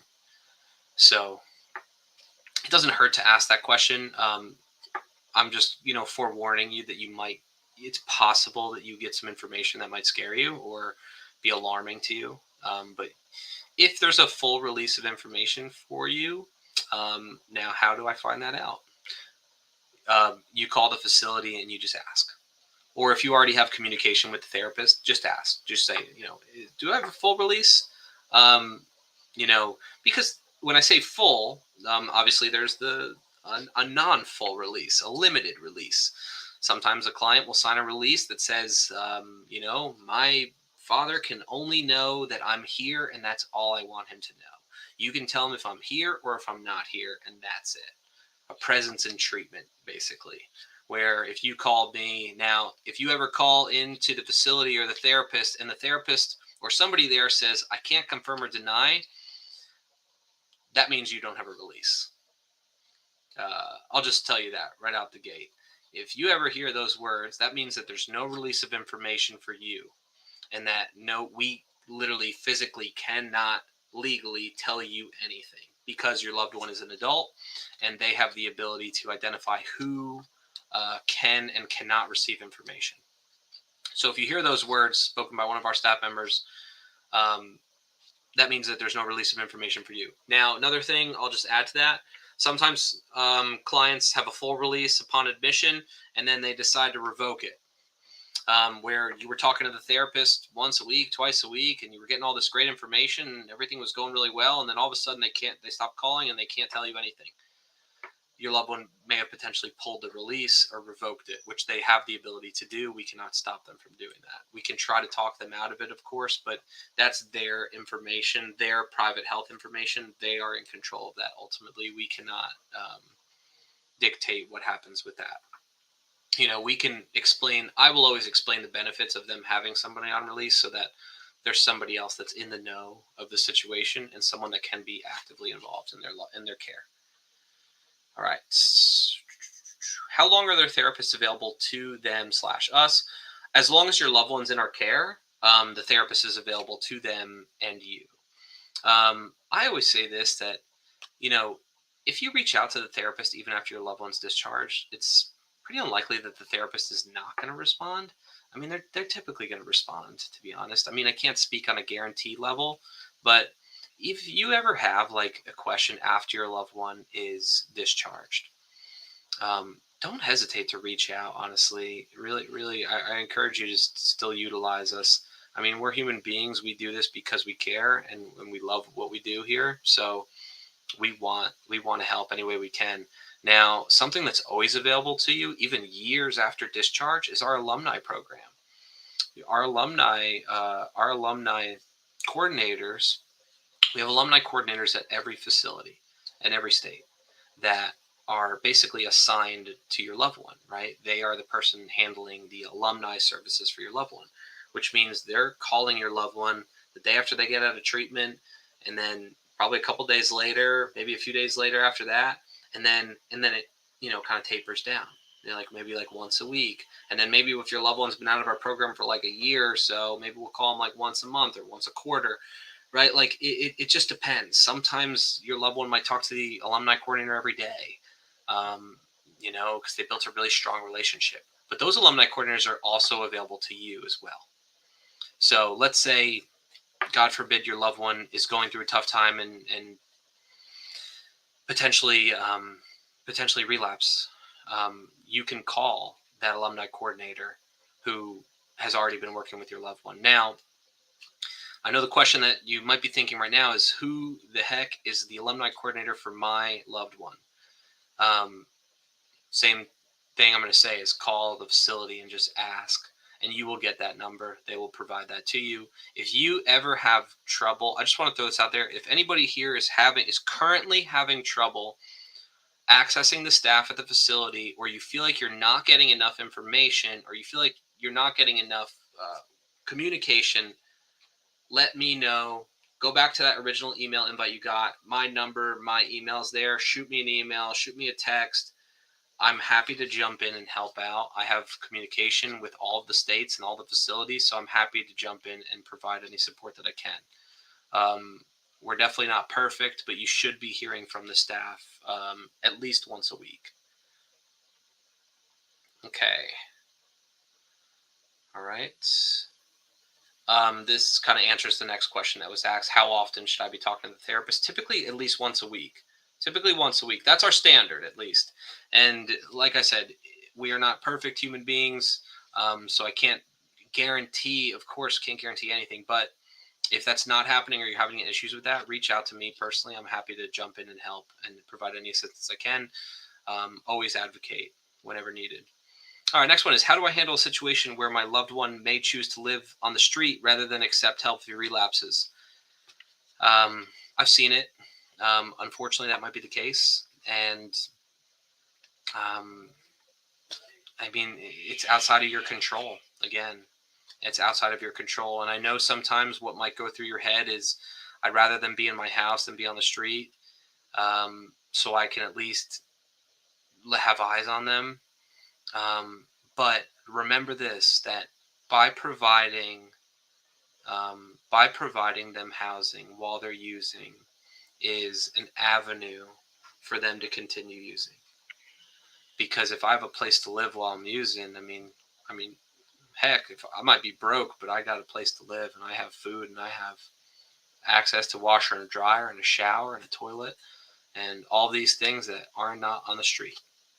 I know that may not apply to everyone here, but I'm not telling you to go kick your loved ones out the second they relapse either. So don't take it that way. But if that's a boundary that you've placed, you got to keep it. Oh, there we go. Thank you to somebody. You can't cause it, you can't control it, and you can't cure it. A couple people answered that correctly. Thank you. I just had a full-blown brain freeze on that one. My apologies. Okay. All right. Someone mentioned that their loved one refuses to sign a release for anybody. I feel for you on that one.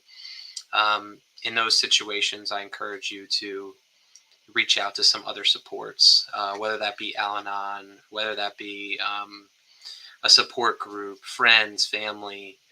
If your loved one's not signing a release, it's typically, I don't know all the history. There might be 75 other factors. It's typically a red flag. If great anger appears to be a cause for the alcohol addiction, how to identify it? That's something that we're going to be looking at. When we first start working with a client, with your loved one, the very first meeting, typically the first or second meeting with your loved one and their therapist, they do a biopsychosocial assessment.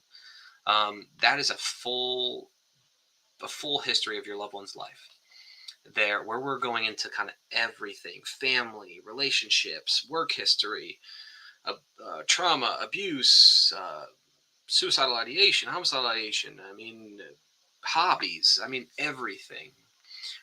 The reason we do that is so that we could get a full scale look at who your loved one is. And I always tell clients this when I'm about to do a biopsychosocial, is that I'm going to be asking a lot of questions, but ultimately it's going to give me a chance to get to know you better and have an idea of what direction we need to go.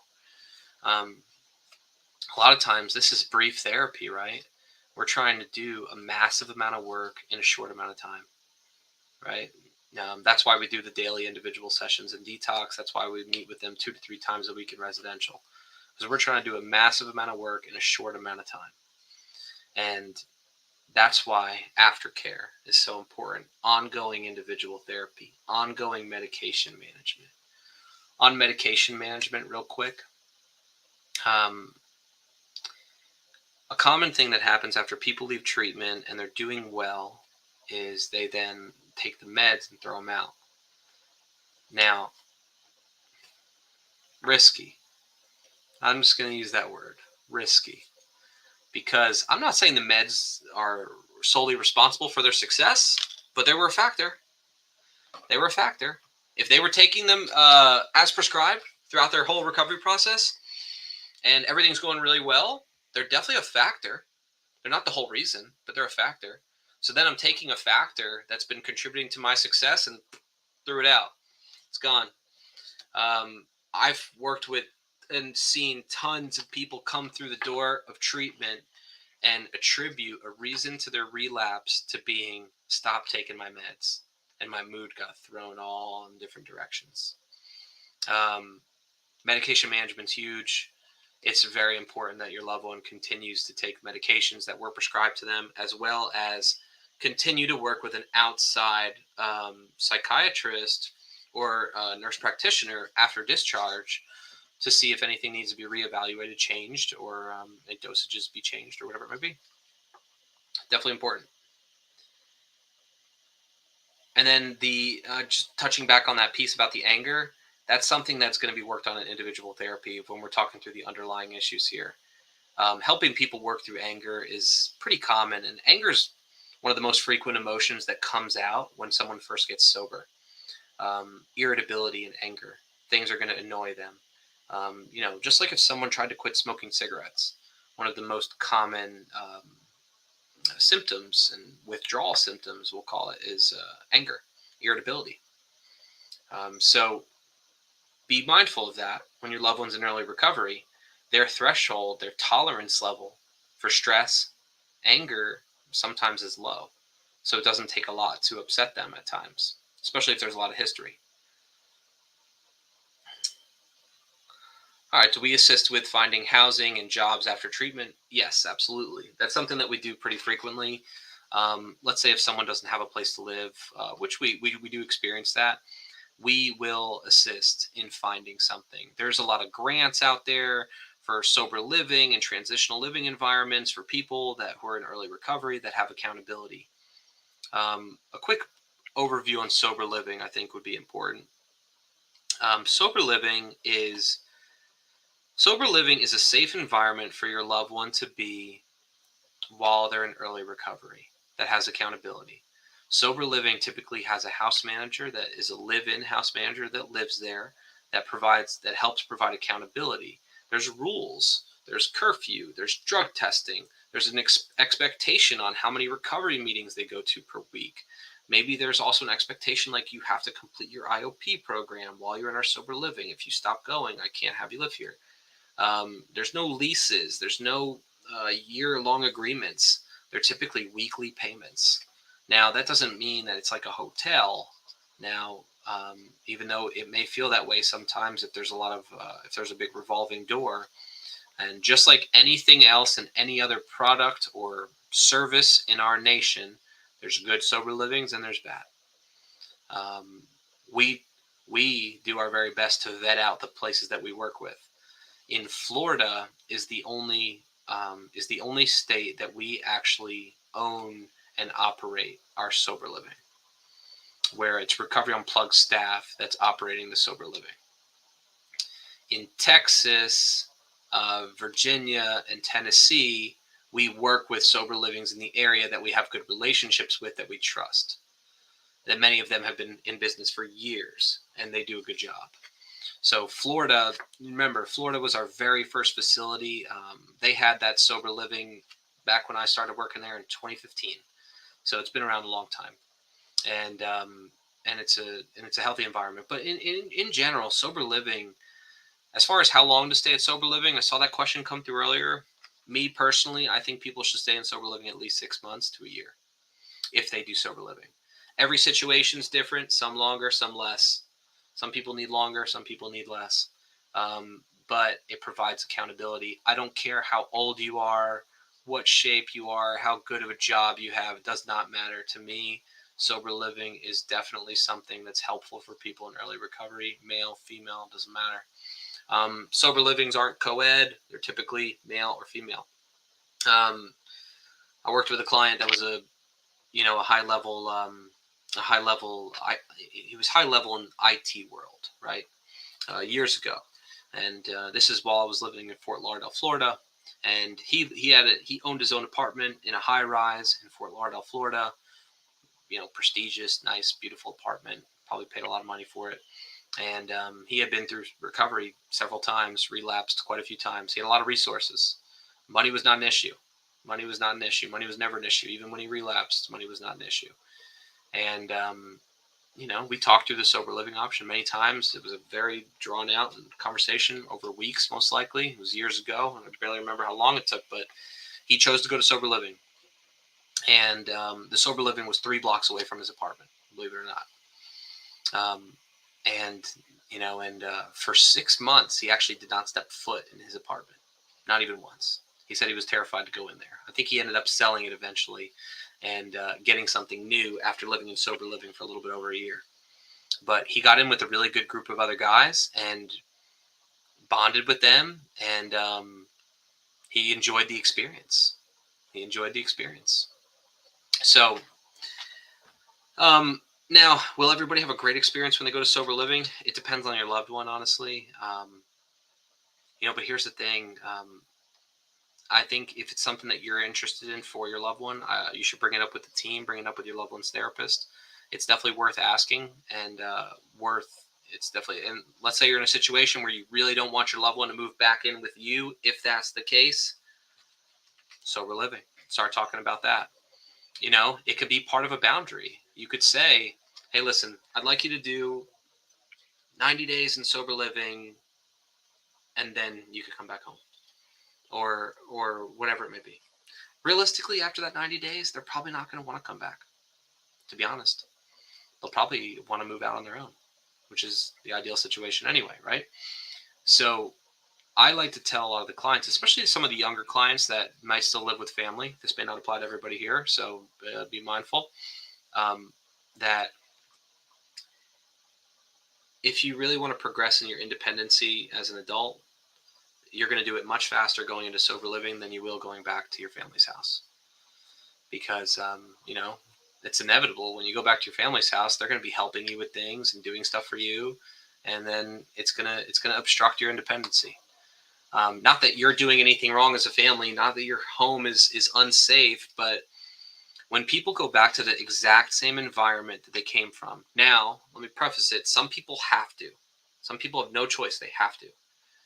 It brings back a lot of old memories. I called it earlier, returning to the scene of the crime. It brings back a lot of old memories. I mean, if there's that one spot on the couch that they always sat on and they drank, when they come home, even after 2-3 months, they sit on that spot on the couch, it's incredibly uncomfortable. Incredibly uncomfortable. And when they sit down there, their brain, even after some time, is going to say, I should be holding a drink. That's what happens when I sit in this spot. So I've even had people switch things up in their house a little bit if their loved one is coming home to create a little bit of a different experience. Try to create a new experience in the home to the best degree. I'm not saying you got to do a full redecoration, but any little things that you can do to create a little bit of a different experience in some of those more risky areas, which might be a bathroom, which could be the living room, bedroom, it could be the whole house. I don't know. But you know better than me, if that's your situation, you could switch a couple things up to try to create a different experience. And it would help your loved one have a little bit of a different recall.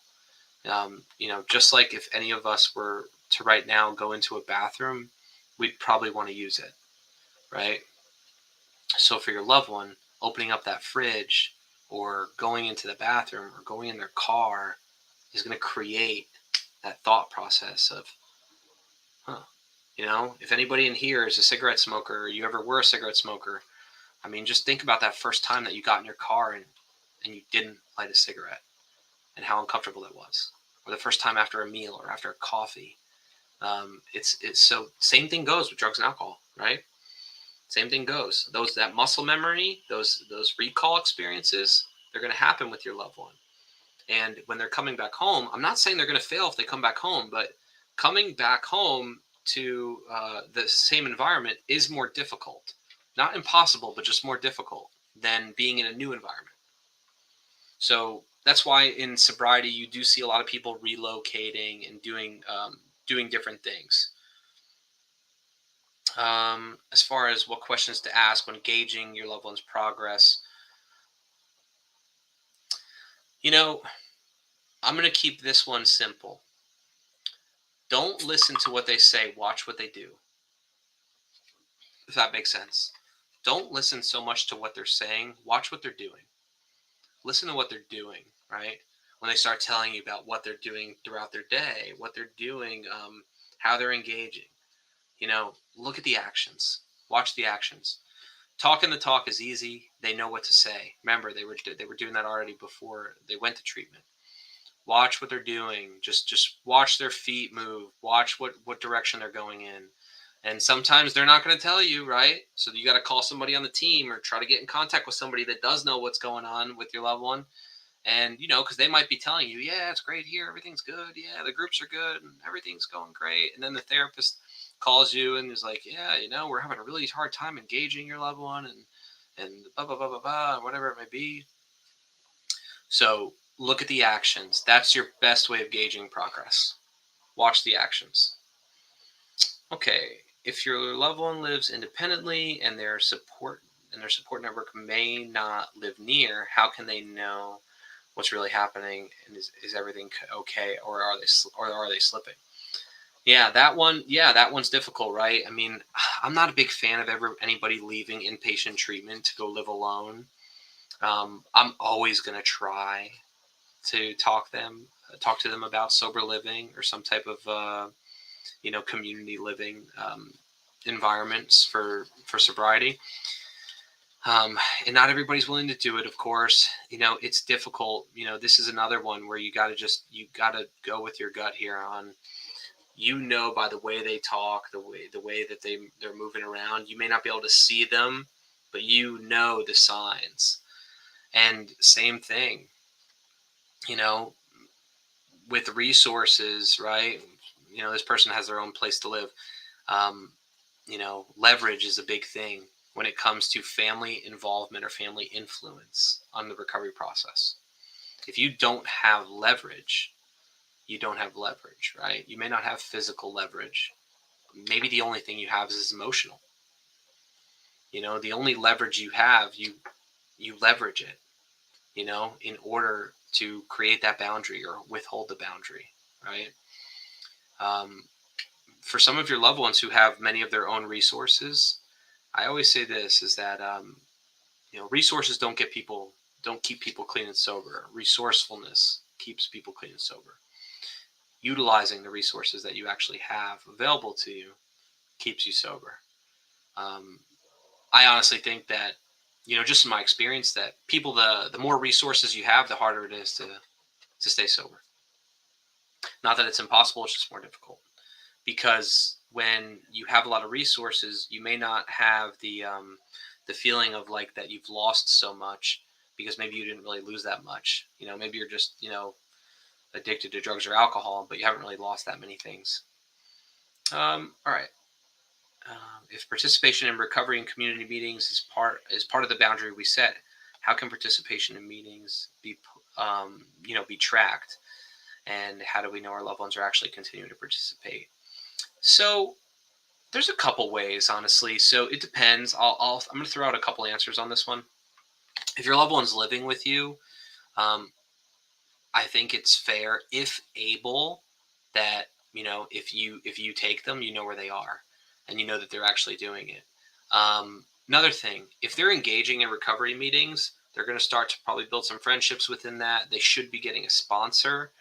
Now, in that program, and the sponsor essentially is a guide that helps them go through a 12-step program. That's a sponsor for 12-step program. Now, as far as, really tracking it or policing it, you can't. You can't at the end of the day, unless you're really watching every single move. And the only problem with that is that, that goes back to, are you working harder than them? And if you're working harder than they are for their recovery, then it's not an ideal situation. They need to be the one working harder. No matter how hard you work, you cannot guarantee success in this. I promise you that. And I don't want you to overwork or overwhelm yourself by the amount of effort you are putting in to this process. It's important that your loved one has significant buy-in.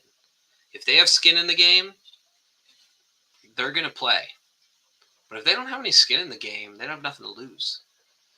So if they don't have anything to lose, and there's no boundaries or no consequences, if I know that if I relapse, my family's still going to let me live there, and my family's still going to let me do this, and I'm still going to have access to see my kids, and I'm still going to be able to do all that, and not, it's not that I want to use, it's not my intention, but in the back of my mind, when my addiction plagues me, it'll just be easier to make the decision to use, because I know that I'll still be able to, I could go back to treatment and hop right back on the horse. Now, that's no one's goal, just for the record. No one has the goal of getting sober to just relapse and just do it again, right? Actually, I shouldn't say no one, because I have actually worked with people that was their mindset at the time, that they just wanted to stay sober for a little bit of time to then just go back out and use. But that can be the case. The last thing I want you to be is your loved one's probation officer or policeman. I just want you to be their mom, spouse, brother, sister, friend, whatever role you have. That's what I want you to be. You do not have to take on the responsibility of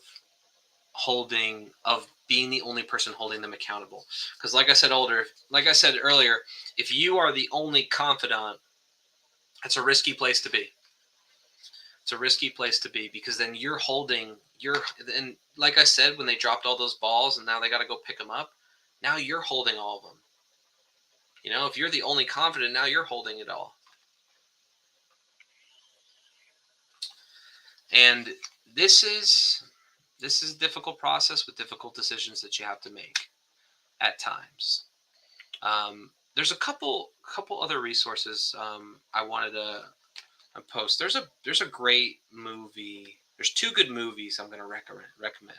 Movies are good too for those of you that maybe not like to read books. Beautiful Boy. If you've already seen it, good. Maybe go watch it again. Beautiful Boy and 4 Good Days. I'm not exactly sure what platforms they're available on right now. I know 4 Good Days was an Amazon, and I want to say they might both be available on Amazon. 4 Good Days is a story about a mother who initially kicked her daughter out of her house due to her addiction, and decides to let her back for 4 days. And I'll let you watch the movie to understand the rest. And Beautiful Boy is a story about a family with a child who struggles with addiction, and the families and how it impacts the family. Because a lot of people say addiction is a family disease, because not only did it change the way that your loved one acted and thinks and the way they thought, it changed the way you acted and thought too. Most likely it did.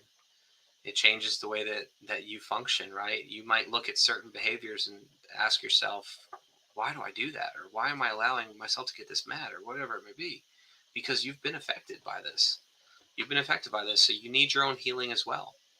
I want to close with this idea here, is that if you put yourself first and take care of you, you'll be better able to help your loved one.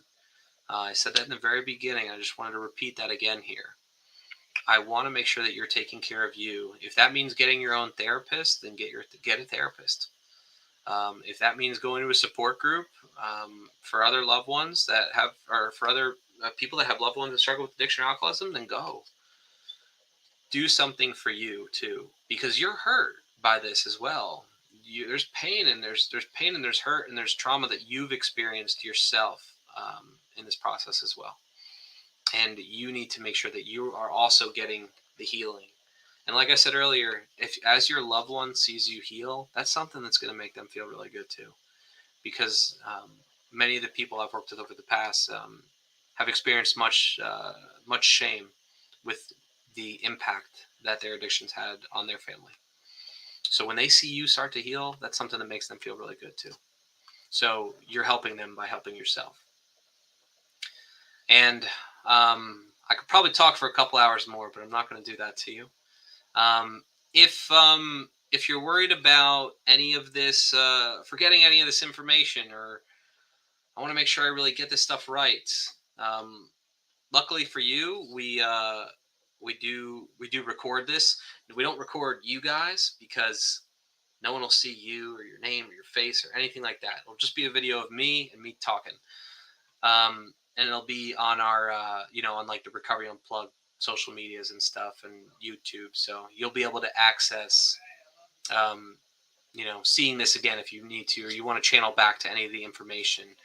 And we got one more question. Might as well hit it out.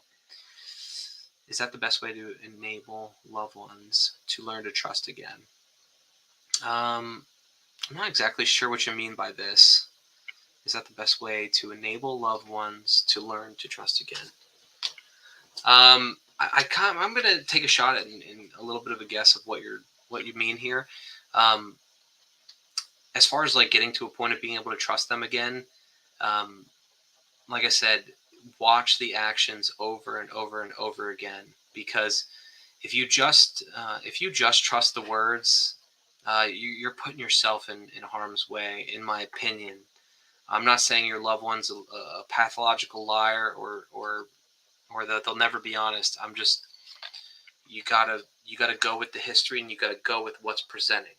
So if they're presenting honesty and you see it over and over and over again, you can start to go into a situation and expect honesty.